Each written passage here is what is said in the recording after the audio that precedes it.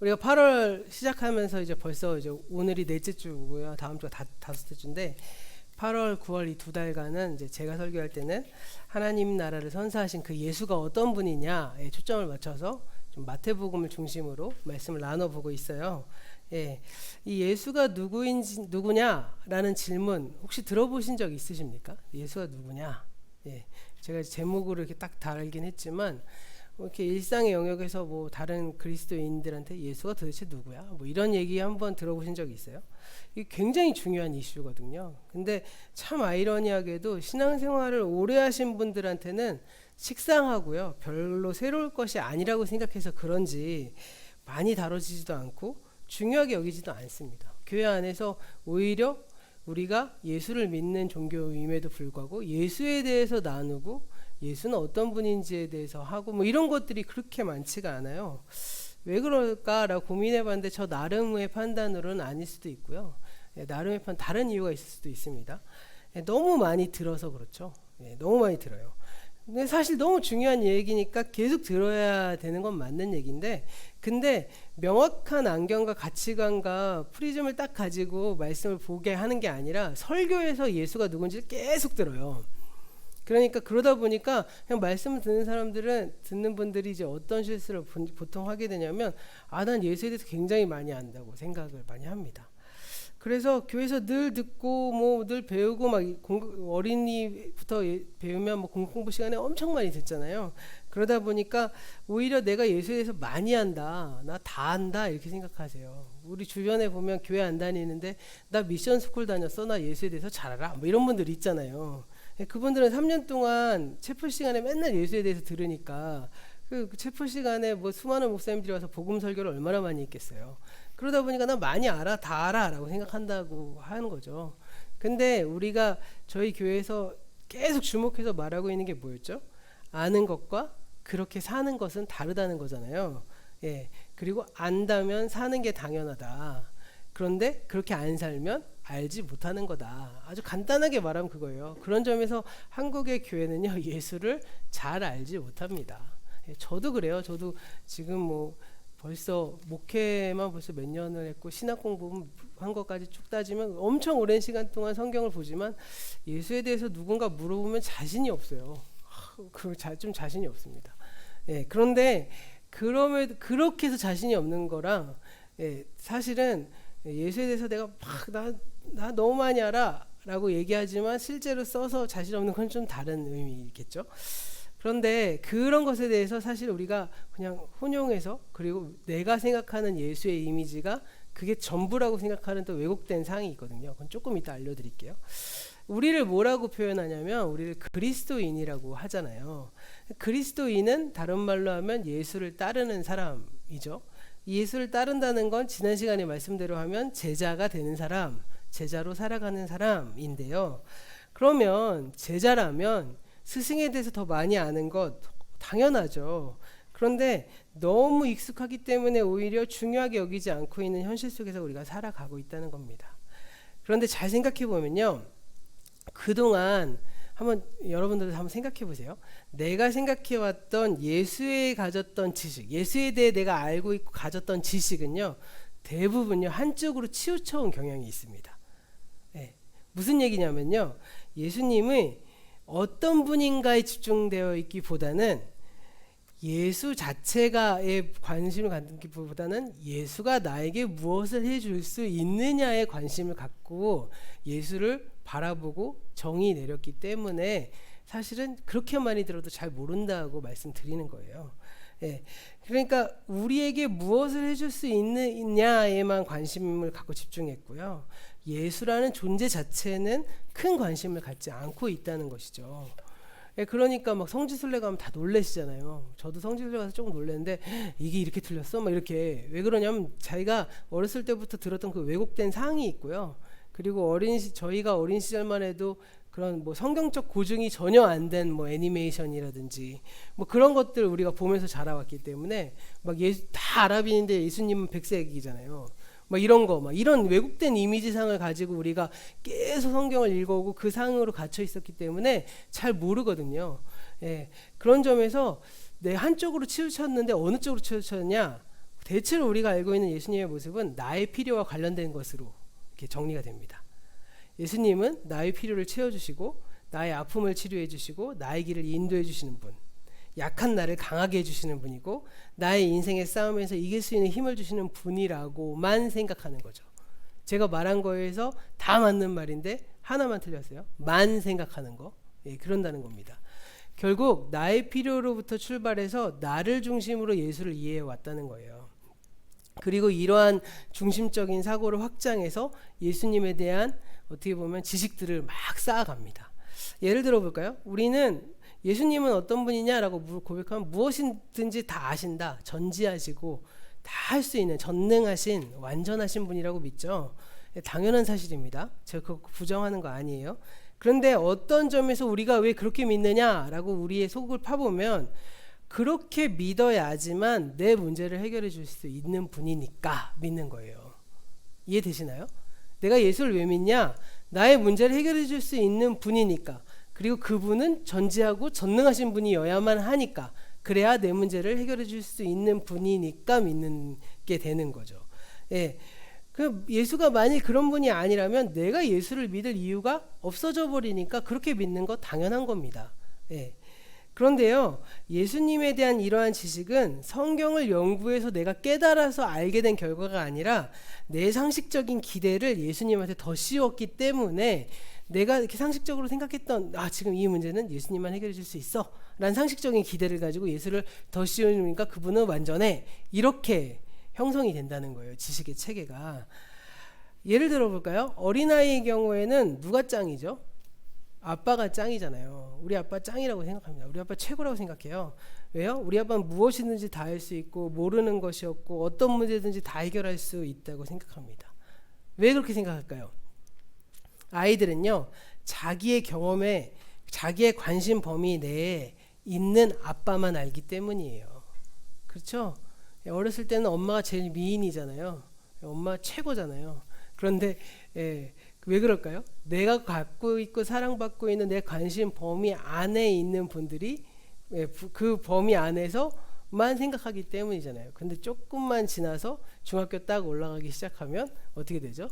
엄마보단 연예인이 더 예뻐 보이고, 엄마 아빠보단 TV에 나와갖고 막 설명해준 선생님들이 훨씬 똑똑해 보이고 학교 선생님 훨씬 똑똑해 보이고 뭐 이렇게 생각하잖아요. 그리고 또 더 나아가서 아이들이 왜 우리 아빠 짱이라고 생각하냐면 내 아빠니까 그래요. 우리 아빠이기 때문에 무엇이든지 다 할 수 있다고 생각합니다. 그래서 아이들끼리 싸울 때 보면 가끔 우리 아빠 최고라고 싸우는 거 옆에서 이렇게 한번 보세요. 그러면 어느 순간 어느 지점이 탁 넘어오면 아빠가 막 인조인간처럼 막 엄청난 능력과 괴력을 갖고 있는 사람으로 포장되잖아요. 근데 이러한 생각이, 이렇게 아이들이 갖고 있는 수준의 그런 이미지가 우리가 가지고 있는 하나님의 이미지와 상당히 맞닿아 있습니다. 우리도 예수님 최고라고 믿죠. 사실 이런 믿음은 굉장히 좋은 믿음이고요. 잘 믿고 있고요. 성경에도 그렇게 말합니다. 그러나 많은 경우에요, 그러한 믿음은 성경을 통해서 예수님께 잘 배워서 알고 그 알의 토대 위에서 형성되었다기보다는 내가 예수님을 믿으니까, 우리 예수님이니까, 내 종교의 신이니까 무조건 최고라고 생각하는 경향이 있다는 겁니다. 그리고 나서 실제로 성경을 찾아보니까 성경에도 그렇게 말하거든요. 그러니까 내 생각이 성경적이구나 라고 착각하기 시작한다는 것이죠. 그런데요, 가만히 성경을 보시면요, 성경은 예수님에 대해서 훨씬 더 많은 걸 이야기하십니다. 그런 점에서 나의 필요를 채워주시는 분으로서의 예수님의 모습은 그야말로 나의 필요로부터 접근한 예수의 일부분일 뿐이지 예수의 전체가 아니라는 거죠. 그래서 예수에 대한 우리의 지식이 그러한 상태로 머물게 되어 있다면 우리가 예수님과 온전한 관계로 발전하기가 굉장히 어려워집니다. 그래서 그런 점에서 우리가 예수님과 더 깊은 관계를 형성하기 위해서 뭘 해야 될까요?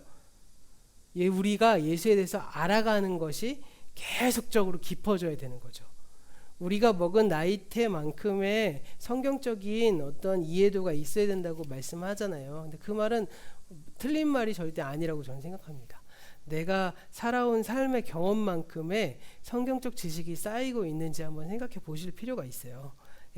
성경을 읽으면서 예수에 대해서 배우면서 예수가 나에게 무엇을 해줄 수 있느냐 수준에 머무는 것이 아니라 예수가 어떤 분인지 그 예수님 그 자체에 관심을 가지고 성경을 읽어 나가는 것, 이게 굉장히 중요하고요. 그런 점에서 우리가 큐티할 때 큐티의 가장 첫 번째는 뭐예요? 이 말씀에서 예수님 뭐라고 말씀하시느냐, 구약 읽으면 이 말씀에서 이렇게 하나님 뭐라고 말씀하시느냐, 성령님은 어떻게 말씀하시느냐, 이 말씀을 찾아가는 게 굉장히 중요한 것이겠죠. 근데 잠깐 제가 그 방금 전에도 말씀드렸지만 나의 필요를 채워주시는 예수님에 대한 지식, 그 알문요 굉장히 중요한 거예요. 굉장히 강력하거든요. 왜냐하면 이러한 인식이요 우리와 예수님의 관계의 출발점이 될 수밖에 없거든요. 내가 공부만 해서 예수한다고 예수님과 관계의 출발점이 절대 이루어지지 않습니다. 내가 나의 필요를 채워주시면서 나를 사랑해 주시는 그 감정과 그 감각을 내가 예수님을 통해서 믿고 느끼면서 그 예수에 대한 관계가 출발되기 시작해요. 예, 그 무엇보다 더 중요한 건 예수님이요 나의 죄와 죽음의 지배 권세로부터 우리를 구원해 주시는 분, 그래서 그 예수를 통해서만 우리가 구원받을 수 있는 그런 사실을 우리가 먼저 경험하고 나서야 그 다음에 지식들이 쌓아지는 게 중요한 것이라는 겁니다. 만약 이러한 관계 맺음이 없이 그저 예수님이 누군가에만 집중해서 공부만 하시는 분이라면 그건요 결국에는 철학적이고 굉장히 이론적인 지식에 불과할 수밖에 없게 됩니다. 그러나 우리를 구원하시고 우리의 필요를 채우시는 예수님에 대한 알므로부터 출발하면서, 그러면서 정말 거기에 머무는 것이 아니라 진지한 성경 읽기와 묵상을 통해서 예수님에 대해서 더 깊은 알므로 나아가는 것, 이게 가장 건강한 방법이고요. 그럴 때 그제서야 우리는 이 세상을 창조하시고 모든 피조물을 구원하시고 또 우리를 보살피시는 하나님의 그 마음 자체를 알게 되고 그 마음에 동참하고 싶어하고 적게나마 내 힘과 내 노력을 다해서 그 하나님 나라를 위해서 함께 동행하기 시작할 수 있게 된다는 겁니다. 이것은 굉장히 어떻게 보면 일반적인 방법이에요. 왜냐하면 아이들이요 자라서 비로소 부모의 마음을 알게 되고요. 그래서 그 부모의 마음이 이해되기 시작하고요. 예, 그 과정이 어떤 과정을 통해서 생기죠? 건강한 자녀들은 먼저 부모의 사랑을 충분히 받음으로 인해서 생기죠. 부모의 사랑을 충분히 받고 때로는 꾸지람도 받고 그 부모님에 대해서 알아가기 시작하면서 어느 정도 시간이 지나면 부모님을 상대화하기 시작하고 그 부모님이 어떻게 보면 연약함도 알게 되고 그리고 좀 모순됨도 알게 되지만 그럼에도 불구하고 그 사랑으로 품으신 그 부모의 사랑에 감사해서 그 부모를 사랑으로 용서하고 용납할 수도 있고 때로는 내가 그분에게 용서되고 용납받았다는 사실에 감사하기도 하는 이 자라가는 과정이 예수님을 알아가는 거랑 똑같죠. 근데 다른 건 뭐죠?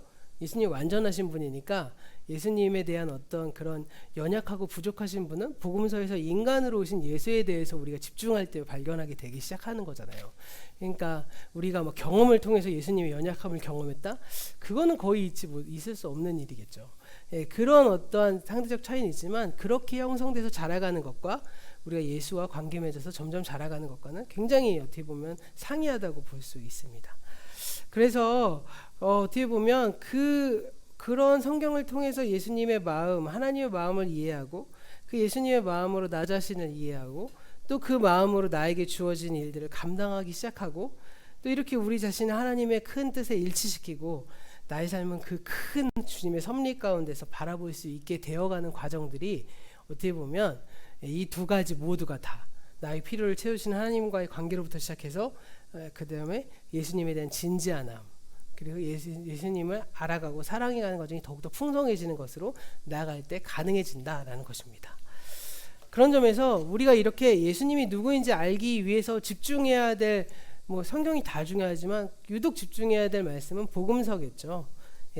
그런데 복음서를 읽을 때조차도요 많은 사람들이 실수하게 되는 게 뭐냐면요, 어떻게 복음서를 읽고 있냐, 나에게 맞춰서 읽는다는 거예요. 예를 들어서 오늘 말씀은 주로 예수님 병 고친 얘기가 쭉 나오잖아요. 그 보면 이런 말씀을 읽을 때 우리의 관심이 지금 예수님이 나의 병도 고칠 수 있지 않을까에 집중하면서 말씀을 본다는 겁니다. 그래서 어떤 사람들은 예수님이 나의 병을 고칠 수 있다는 믿음이 지나치다 보니까 병원도 안 가고 기도만으로 병을 고치려고 하는 사람들도 있죠. 예. 심지어 병원에 가는 것 자체를 죄악시 여기는 사람들도 있어요. 근데 그런 사람들만 있습니까? 반대로요. 어떤 사람들은 이러한 일들은 신화적인 것이기 때문에 병원 어떻게 보면 실제로 일어날 수 있는 일은 아니야 라고만 생각합니다. 그래서 그러면서 굉장히 냉소적으로 바라보면서 예수님을 그렇게 알아가고 또 사랑하는 사람들이 있어요. 예. 그러니까 이런 양극단의 갈래에 놓여 있게 된다는 것이죠. 그런데 이런 양극단적인 모습이 다 건강한 모습이 아니라는 겁니다. 우리가 동일한 복음서를 읽을 때 예수님이 나에게 무엇을 해주실 수 있을까에만 그치는 것이 아니라 예수님은 누구인가 하는 좀 더 본질적이고 성숙한 질문을 가지고 읽어야지만 양극단에 서게 되는 것이 아니라 두 가지를 다 융합해서 바라볼 수 있게 된다는 것입니다. 말하자면 나의 입장에서 읽는 것이 아니라 예수님의 입장으로 성경을 읽어보자는 거예요. 그럴 때 우리가 예수님의 마음도 읽을 수 있고 그 마음을 배워서 예수님의 길을 따라가는 제자들이 될 수 있을 겁니다. 그러니까 예수님이 병자를 치유하신 이야기를 읽을 때 예수님이 누구인가에 대한 질문을 가지고 읽어본다면 그 질문을 이렇게 바꿔볼 수 있어요. 그럼 왜 예수님은 병자를 치유한 것일까? 이러한 질문을 생각하면서 지난주의 설교와 오늘 말씀을 쭉 연이어서 한번 해보려고 합니다. 지난주에 마태복음 4장 18절 이하의 말씀을 중심으로 예수님이 왜 제자를 부르셨을까? 는 질문을 던졌습니다. 예수님은 그 질문을 통해서 하나님이 항상 그분이 먼저 찾아와서 나에게 다가와서 부르셨다. 그래서 그 선택의 은혜를 하나님의 그 선택의 은혜를 확인해 주셨다라고 우리 함께 나눠봤잖아요. 마가복음 3장 14절과 15절의 말씀 보시면 그 제자를 부르신 목적을 좀 더 구체적으로 설명한 내용이 있습니다. 우리 준비된 화면을 보시면 한번 같이 한번 읽어볼까요? 시작. 예수께서 12를 세우시고 그들을 또한 사도라고 이름하셨다.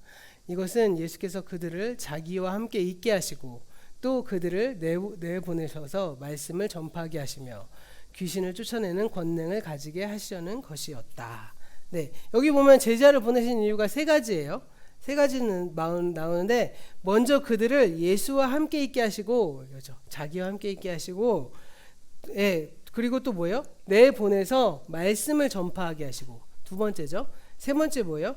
귀신을 쫓아내는 권능을 주셨다. 이렇게 말합니다. 근데 이 세 가지를 자세히 보면 세 가지 이유라기보다는 한 가지 목적과 한 가지 이유와 두 가지 사명, 한 가지 목적과 두 가지 사명 이렇게 나눌 수 있어요. 첫째로 예수님 제자를 왜 부르셨을까요? 자기와 함께 있으려고. 왜 함께 있게 하셨을까요? 좀 이따 말씀드릴게요. 그래서 내가 자기와 함께 있게 하시려고 한 다음에 그 두 가지 사명은 뭐예요? 말씀을 전파하게 하시고 귀신을 내어 쫓게 하셨다. 이렇게 말씀하고 있습니다. 네. 다시 정리해보자면 마가복음에서 이 말씀을 전파한다라는 이 말씀은 뭐냐면 우리가 그동안 계속적으로 나누었던 하나님 나라의 복음을 의미하는 말이겠죠. 따라서 제자들에게 기대하는 사명은 뭐냐? 하나님 나라의 복음을 선포하고 귀신을 내어쫓는 것. 이 두 가지입니다. 그런데 이 두 가지의 사명이 바로 오늘 말씀으로 보면요. 예수님 당신 자신의 사역이었다는 것을 알 수 있어요. 그러니까 예수님이 이유가 뭐라 했어요? 자기와 함께 있게 하시고 라고 그랬죠. 왜 함께 있게 하셨을까요? 나와 함께 있다 보면 너희도 두 가지 사명을 수행할 수 있는데 하나님 나라의 복음을 전파하고 두 번째는 귀신을 내어쫓는 권능을 주실 것이다 라고 말씀하는 것입니다. 그래서 예수님과 함께 있다 보면 저절로 이 두 가지 사명을 수행하는 방법을 배우게 된다는 것이죠. 네. 그런 점에서 오늘 말씀인 마태복음 4장 23절은 성격상의 요약문입니다. 요약문이란 단 한 번 있는 사건을 서술한 것이 아니라 예수님의 공생의 기간 속에서 계속적으로 반복되었던 것을 한마디로 요약해 놓은 문장이다라고 말하는 거예요. 그런 점에서 예수님이 갈릴리를 두루 다니셨다라는 표현에서 이 표현은 이번 한 번만 두루 다니셨다는 게 아니라 계속 이어졌다는 것을 의미하거든요. 그리고 여기서 사용된 시제가 전에도 말씀드렸지만 계속 과거에 반복된 동작을 사용하는 미완료 시제다라고 말씀드렸어요. 이 미완료 시제는 이러한 일들이 계속해서 일어났다라고 요약해서 설명하는 것입니다. 오늘 말씀 4장 23절 말씀만 다시 한번 화면 넘겨서 보여주실까요? 4장 23절 말씀 보시면 이렇게 말해요. 예수께서 온 갈릴리를 두루 다니시면서 그들의 회당에서 가르치시며 하늘나라의 복음을 선포하며 백성 가운데서 모든 질병과 아픔을 고쳐주셨다. 이건 요약문의 형태라고 말하고 있거든요.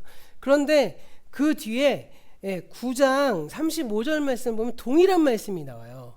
네, 그 다음 장 넘기시면 이거 말씀 보세요. 예수께서 모든 도시와 마을을 두루 다니시면서 4절 말씀 똑같죠. 두루 다니시고 사람의 여러 회당에서 가르치시고 똑같죠. 가르치시고 하늘나라의 복음을 선포하고 온갖 질병과 온갖 아픔을 고쳐주셨다. 이렇게 똑같이 나옵니다. 그러니까 4장 말씀과 9장 말씀이 비교해보면 거의 내용이 비슷해요. 조금 표현을 바꾸긴 했지만 동일한 내용을 서술한 것임을, 이것도 요약문이구나 라는 것을 알 수 있습니다. 그런 점에 사실 이 동일한 요약문은요 마태복음 4장 23절부터 9장 35절까지 하나의 단락으로 만드는 쌍괄식 구조예요. 우리가 사실은 마태복음을 5장, 6장, 7장 이렇게 집중해서 읽고요. 그리고 8장, 9장 따로 읽어요. 왜냐하면 5장, 6장, 7장은 그 유명한 산상수훈의 말씀이거든요. 산상수훈의 말씀 딱 끝나고 난 다음에 8장, 9장 갑자기 예수님이 말씀을 쫙 선포하시고 난 다음에 8장, 9장에 딱 가서 갑자기 온갖 귀신을 막 고치고 병을 막 고치신 사건이 연달아 쫙 나옵니다. 이 사건이 이 4장부터 시작해서 9장 35절까지 4장 23절에서 9장 35절 말씀까지 딱 열고 닫는 말씀, 요약문으로 열고 닫는 말씀으로 하나의 구조로 보시는 게 훨씬 더 현명합니다. 물론 산상수훈 말씀 따로 이렇게 떼어서 묵상해 볼 수 있는 아주 주옥 같은 말씀인데요. 그럼에도 불구하고 왜 쌍괄식 구조로 이 말씀을 열고 닫고 있느냐? 예수님이 모든 도시와 마을을 두루 다니셨고요. 회당에서 가르치시고, 이 가르치시는 부분이 어디 설명되죠? 5장, 6장, 7장에 산상수훈에서 가르치고 선포하잖아요. 하나님 나라 선포하시죠. 5장, 6장, 7장에서. 그리고 8장, 9장에서 뭐예요? 질병과 아픔을 고쳐주시는 그 사건이 이렇게 연이어서 마태복음의 이 저자가 이 말씀을 이제 요약문 딱 띄워놓고 산상수훈의 말씀으로 하나님 나라를 선포하고 가르치시는 걸 알려주시고 난 다음에 그 다음 8장 9장에서는 온갖 질병과 아픔을 고쳐주시는 사건으로 딱 하고 이 9장 35절 말씀으로 딱 닫는 거예요. 그래서 이 말씀이 이렇게 하나의 문장으로, 그리고 그 문장이 그대로 실현된 말씀이 두 군데로 크게 단락으로 나누고 있구나라는 사실을 발견할 수 있게 되는 겁니다. 그런 점에서 예수님이 하신 일은 크게 보면 여기선 세 가지로 나오죠. 가르치시고 선포하시고 질병과 아픔을 고쳐주셨다는 게 이제 세 가지로 나오지만, 가르치시고 선포했다는 말은 같은 의미로 볼 수 있겠죠. 딱 두 가지로 묶을 수 있어요. 그래서 예수님의 사역을 딱 간단하게 둘로 나누자면 가르치고 선포했고, 하나는 병자들과 아픈 사람을 치유하셨다는 겁니다. 이렇게 이 요약문은요 예수님의 사역을 한편으로는 가르침과 선포, 한편으로는 치유 이렇게 정리해 주는데, 그 내용이 이렇게 산상수훈 5장, 6장, 7장에서는 가르치고 선포로 설명하고 있고 8장과 9장에서는 질병과 온갖 아픔을 고쳐주시는 사건으로 배치해서 한 단락으로 만들었다는 거예요. 그런 점에서 이 예수님의 그 공생의 전체의 사역을 잘 요약하고 있는 말씀이 바로 4장 23절부터 5장 35절 말씀까지입니다. 그래서 예수님의 공생의 사역을 크게 둘로 요약해 보자면, 하나는 가르치고 선포했다면, 하나는 질병과 아픔을 치유했다. 계속 반복하는 건 이걸 생각하시라는 말씀이에요. 그러면 방금 전에 잠시 살펴본 대로 마가복음에서 예수님께서 제자들을 함께 있게 하시고 두 가지를 함께 하셨는데, 그거 역시 똑같다는 거죠. 하나님 나라를 선포하시고, 하나님 나라 복음을 선포하시고 귀신을 내어쫓는 것, 이 두 가지가 예수 전체의 사역이자 제자들의 사명이 되는 것입니다. 그래서 예수님 사역을 전체로 통괄해 보면 말씀 선포와 치유 이렇게 둘로 요약되었다라고 정의해 볼 수 있어요. 그런데 이 예수님의 전체 사역, 하나님 나라의 선포, 하나님 나라 복음의 선포와 가르침과 치유 사역, 이 두 가지는 결국에는 하나님 나라의 사역이라는 거예요. 그런데 우리가 대부분 어떻게 생각하냐면, 예수님이 하나님 나라를 가르치시고 선포한 거는 가르치시고 하나님 나라 복음을 설명하신 거라고 이해하면서 귀신을 쫓아내고 질병을 쫓아낸 것을 그냥 단순히 기적적인 사건으로만 그냥 생각하는 경향이 많다라는 거예요. 사실은 예수님께서 병자를 고치신 이 치유 사역은요 의료적인 차원에서만 이해하면 안 된다는 겁니다. 이 치유 사역은 예수님 사역 전체를 대표하는 것으로 더 넓은 의미로 이해해야 된다는 거예요. 바로 하나님 나라 사역으로 이해해야 된다는 겁니다. 예수님은 하늘나라의 복음을 선포하셨습니다. 하늘나라를 한자로 옮기면 천국이고요. 그리고 계속 말씀드리지만 마태복음에서 말하는 하늘나라를 그냥 단순히 천국으로 이해하면 안 된다고 말씀드렸어요. 천국이 포함되지만 우리가 이해하고 있는 그 천국과는 다른 의미이기 때문이에요. 이게 천국을 우리나라 말로 딱 천국 써버리면 어떻게 생각해요? 하늘나라, 올라가는 하늘나라. 나는 구원열차 타고 올라가 하늘나라 가지요. 이걸로 가잖아요. 이렇게 생각하는 거예요. 근데 마태복음은 그렇게 절대 생각하는 게 아니라 나라가 임한다라고 생각했다는 겁니다. 하나님의 나라가 우리에게 임한다라고 이야기해요. 그러니까 여기에 오는 것을 의미하는 거죠. 그러니까 우리가 생각하는 천국과는 좀 다 같은 의미가 아니라는 거예요. 그런 점에 좀 더 깊은 의미가 있습니다. 전에도 말씀드린 적이 있지만 하늘나라는 하나님 나라를 가리키는 다른 표현이라고 그랬어요. 그래서 마태복음에서 하늘나라라고 말하면 하나님 나라 이렇게 해석해서 읽어야 돼요. 왜냐하면 유대인들은 하나님의 이름을 함부로 부르지 말라는 그 십계명의 제3계명을 아주 엄청나게 지키기 위해서 하나님의 이름을 부르지도 않고 다른 이름을 대체하는 방식으로 방식을 이렇게 고안해내요. 그런 점에서 하나님의 이름을 다른 말로 하면 하늘이라고도 했고요. 하늘의 뜻 이렇게 얘기하잖아요. 그리고 예를 들면 뭐 아도나이에서 주님 이렇게 얘기했고 여호와 뭐 이렇게도 얘기했고 뭐 이런 모든 말들이 다 하나님을 하나님이라고 말하면 인간이 너무 불경하기 때문에 거룩하신 하나님을 인간의 입으로 담아 이렇게 얘기를 해서 하나님이라고 말 안 하고 하늘, 뭐 주님 뭐 이런 여러 가지 의미로 표현해서 대체해서 얘기를 했다는 겁니다. 우리가 잘 알고 있는 것처럼 하나님 나라는 다른 하나님의 다스리심, 하나님의 주대심이라고 우리가 배웠잖아요. 그 하나님의 나라가 오면 우리는 그 전에 나를 억누르고 지배하는 세력으로부터 해방되죠. 복음서에서 그런 점에서 귀신이나 질병과 장애는 그 세력을 대변하는 것으로 상징되는 세력인 것입니다. 그러면 사도 바울이 서신서를 쓸 때 사도 바울이 말하고 있는 우리를 억누르고 있는 죄와 죽음의 권세로부터 억누르고 있는 세력은 어디였을까요? 로마 제국이었겠죠. 제국의 질서, 지배였습니다. 또 한 가지는 왜곡된 유대인의 종교 이렇게 보일 수 있게 된 거겠죠. 그렇게 상대화된 거예요. 예수님이 공생에 오셨을 때는 이 죄와 죽음으로 대변되는 그 세력이 바로 귀신에 씌이거나 질병에 매여 있는 상태로 이렇게 표현된 것입니다. 그러므로 예수님이 질병을 고치고 장애를 고치시고 귀신을 내어 쫓아내신 것은 이 모든 행위를 통해서 예수님이 하나님 나라가 그들에게 왔다는 것을 행동으로 삶으로 보여주시는 것이죠. 다시 말하자면 예수님의 공생의 사역을 둘로 나눌 수 있는데 그 중에 한 가지가 하나님의 나라를 선포한 것이고 두 번째가 병자를 고치신 것인데 그걸 다시 하나로 요약하자면 하나님의 나라가 예수님을 통해 여기에 왔다는 것을 말씀으로 선포하고 행동으로 보여주셨다는 겁니다. 그것이 바로 예수님의 공생의 사역이고 하나님 나라의 사역이고 제자들의 사명이고 우리의 사명인 것이죠. 하나님 나라가 이곳에 임했다. 우리의 삶을 통해 이렇게 해석할 수 있을 것입니다. 그래서 예수님은요 종종 병자들을 고치시고 치유한 다음에 내 믿음이 너를 구원하였다라고 말씀하신 거예요. 단지 육체의 병을 치유한 건데 왜 구원받았다고 이야기했을까? 왜 이렇게 말할까 이해가 안 돼서 고민해 보신 적 있으십니까? 그것은 바로 그 사람과 그와 함께 있는 사람에게 예수님이 구원을 보여주셨기 때문인 거예요. 구원이란 무엇이죠? 구원이란 바로 하나님의 주대심이잖아요. 지금까지 내가 귀신의 지배 아래 질병과 장애의 지배 아래 살았는데 하나님이 오셔서 나를 그 모든 것으로부터 해방하시고 나를 하나님의 자녀 삼으셨다. 그 말이 다르게 말하면 나를 구원하셨다. 하나님이 라는 말씀 안에 다 내포되어 있는 것 아니겠습니까? 그러니까 예수님의 치유 사역을 단순히 의료적인 차원에서만 보는 것이 아니라 하나님의 나라가 우리에게 왔음을 그 구원이 우리에게 왔음을 보여주는 그 구원 전체를 보여주는 하나님의 아주 상징적이고 대표적인 행위인 것이고요. 그것을 제대로 보여주기 위해서 치유 사역을 하신 것이다. 우리가 이렇게 알 수 있게 된다는 것입니다. 그러면요 이렇게 설명을 드리면 한 가지 질문을 할 수 있게 돼요. 무슨 질문이 생기냐면요. 하나님의 다스리심이 우리에게 오기 전에 나를 지배하는 세력이 질병뿐만이 아닐 텐데 그 외에도 수많은 것들이 나를 지배하고 있고 우리가 구원받는 것 단지 질병으로부터만 구원받는 것 그치는 거 아닌데 왜 예수님이 유독 그 문제에 집중하신 것일까? 이렇게 생각해 본 적 있으십니까?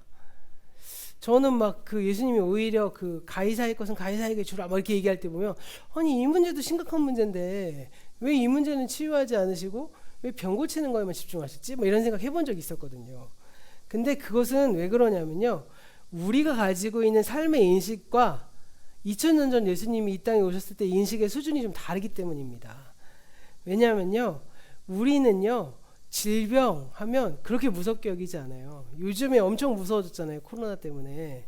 예, 코로나 때문에 저희 한 2년 가까이 지금 만나지도 못하고 이렇게 예배 드리고 있는데 예, 그런 점에서 보면 좀 질병 엄청 무섭겠지만 그 코로나 오기 전까지 한번 생각해 보시자고요. 감기 걸렸다고 예, 사람들 막 무서워서 덜덜 떱니까? 그러지 않잖아요. 왜 그럴까요? 오늘날 우리에게는요. 의료 기술이 엄청나게 발달돼 있어요. 그렇기 때문에 질병에 걸리면 약을 먹거나 병원에 가서 검사를 받으면 되죠. 저희 아이가 지금 팔이 부러져서 이제 핀을 받고 핀을 고정하게 했다가 핀을 뺐거든요. 근데 예수님 시대 때 생각해 보세요.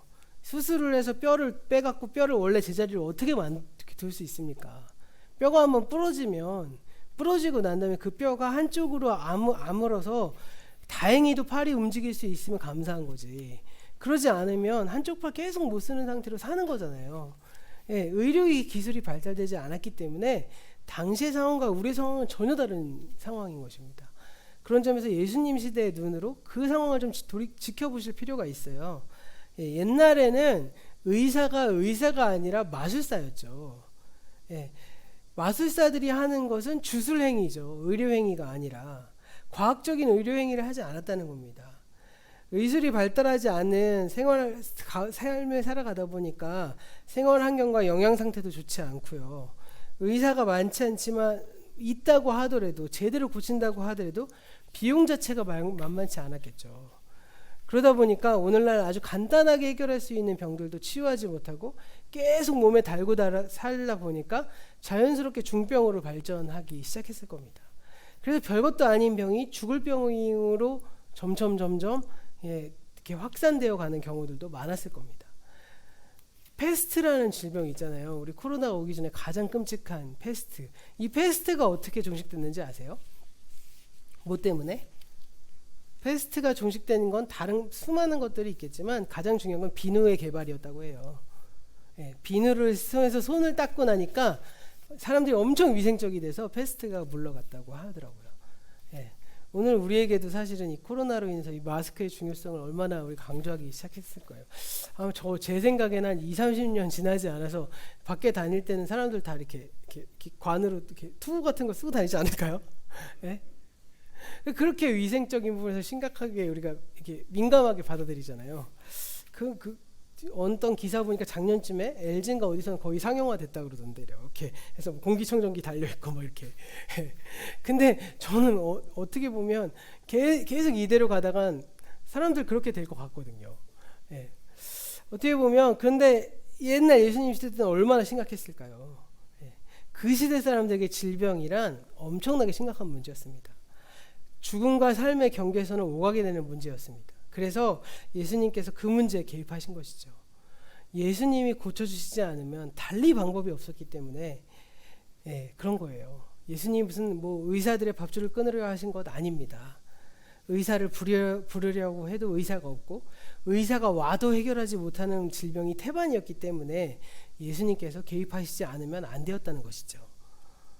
그런데 방금도 설명드렸지만 오늘날 우리에게도 질병은요 여전히 심각한 문제잖아요. 고칠 수 있는 병이든 난치병이든 병에 들고 나면 그 질병이 우리 삶의 아주 큰 부분을 차지하게 되죠. 코로나 처음 터지고 난 다음에 저는 그런 생각 했거든요. 코로나 확진됐다가 나은 사람들 보면 오히려 좀 부러워했어요. 왜냐면 항체 생기니까 그 사람들은 마스크 벗고 다녀야 되는 거 아니야? 대부분 다 그렇게 생각했잖아요. 근데 그 사람들 마스크 벗고 다니면 어떻게 되죠? 다시 걸리잖아요. 무서운 질병이죠. 예. 그러니까 그런 질병에 우리가 매이게 되니까 무슨 현상이 일어납니까? 코로나 블루라고 그래서 많은 사람들이 우울감을 호소하고 얼마나 힘들어요. 저도 그래요. 저도 사실은 예배 끝나고 나면 막 전도사님이랑 둘이 공원에서 뭐 이러고 있어요. 예. 그냥 카메라 보고 설교한 게 많이 익숙해져서 지금 막 이렇게도 설교하지만 처음에는 얼마나 힘들었는지 모릅니다. 근데 이 코로나 같은 경우에는 우리가 위생만 좀 깨끗이 하면 뭐, 그리고 지금 백신이 50% 넘게 맞았다고 하니까 막 심하게 가는 질병이 많이 없다고 해서 좀 안심이 점점 돼가고 있긴 하지만요. 예를 들어서 암이라도 걸리거나, 예, 그런 어떻게 보면 이 수많은 질병에 우리가 노출되기 시작하면 어떻게 될까요? 그 질병으로 인해서 자신감도 잃어버리게 되고 염려하게 되고 그 병이 몸뿐만 아니라 우리의 마음까지 짓눌러 버립니다. 그래서 오늘도 여전히 사탄은요, 우리를 지배하기 위해 질병을 이용하는 거예요. 그런 점에서 오늘도 예수님은 우리의 질병의 문제에 개입하는 것이지, 옛날 예수님은 어쩔 수 없었으니까 하신 거지 지금은 상관없어 라고 하는 그런 이신론적인 태도를 취하시면 안 된다는 겁니다. 제가 말씀드렸죠. 양극단으로 가는 게 위험하다고요. 예수님은 여전히 우리의 질병의 문제에도 개입하시고, 반대로 그 질병의 문제를 어떻게 그럼 개입하실까요? 예, 의사를 통해서, 예, 병의료 시스템을 통해서, 인간의 지식을 통해서 해결하시기도 하시고, 때로는 정말 저쪽 선교사님들 간증 들어보면 말도 안 되는 막 일들이 막 일어나는 사건들을 통해서도 해결하실 수 있으신 거죠. 자, 오늘 말씀을 좀 마무리하고 정리해 보려고 합니다. 예수님의 오늘 말씀 선포자와 치유자인데, 오늘 치유자에 좀 초점을 맞춘 이유는, 선포는 그동안 계속 우리가 나눴던 하나님 나라의 복음에 대한 설명으로 충분하다고 생각해서 이 치유자에 대해서 좀 집중을 했어요. 예수님은요, 우리의 질병과 아픔을 치유하시는 분입니다. 육체 질병뿐만이 아니라 우리의 마음의 병까지도 예수님은 관심을 가지신다는 거예요. 그래서 예수님은 우리의 몸을 치유하시고 우리의 마음에 참된 평안을 주셔서 하나님 나라가 우리 가운데 이루어지게 하시는 겁니다. 그 예수님 앞에 우리의 모든 마음, 우리의 모든 아픔, 혹은 우리의 모든 질병까지도 다 내어 놓으시길 바랍니다. 그것을 이렇게 내 거라고 하나님 앞에서도 보이기 싫어하시고 그러지 마세요. 예. 그때 하나님께서 비로소 우리의 마음에 참된 평안을 허락해 주셔서 우리 가운데 하나님 나라 이루실 겁니다. 그 예수님 앞에 우리의 모든 것을 내어 놓으시길 바래요. 물론 그런 행동이 방금 설명드린 것처럼 병원에 가지 말란 말 절대 아닙니다. 하나님은 병원까지도 사용하셔서 우리의 마음을 고치실 거라는 거예요. 하나님께서 의사와 간호사 선생님 사용하시고 병원 시설과 의료기구들 사용하시고 약품과 환자의 재활 운동까지 사용하셔서 종합적으로 우리를 치료하시는 분이십니다. 우리가 질병의 아픔을 하나님께 내어놓고 기도하는 것은요, 우리가 약품과 의료 인력과 도구의 도움을 받아서 병을 고치지만 그 삶과 죽음이 그 사람 때문이 아니라, 그 기술 때문이 아니라 하나님에게 달려 있음을 우리는 신뢰하고 믿으며 나아가는 것이죠. 예. 그리고 그 치유 과정 가운데 우리의 몸과 마음을 하나님께 온전히 내어드려서 그 아픔이 나를 낙담하지 못하고 오히려 그 아픔을 통해서 하나님의 주되심이 우리 가운데 더 온전히 이루어지게 하는 것입니다. 그것은 하나님 나라의 선포자이시고 그리고 치유자이신 예수님의 사역이 우리 안에 이루어지게 하는 거예요. 그래서 예수의 사역이 그 과거의 역사 속의 일이 아니라 오늘 나의 삶 속에서 현실이 되도록 이루어지게 하는 것. 예, 그게 이제 우리가 예수님을 받아들이는 삶의 태도겠죠. 우리가 오늘 말씀을 통해서 우리 삶 속에서 하나님 나라의 선포자이시자 치유자 되신 그 예수님의 능력을 경험해 보실 수 있기를 소원합니다. 예수께서 우리의 연약함을 치유해 주셔서 우리가 늘 주님의 평안과 또 강건한 가운데 이번 한 주간을 살아가는 또 우리 모두 가족들 되기를 간절히 소망해 봅니다.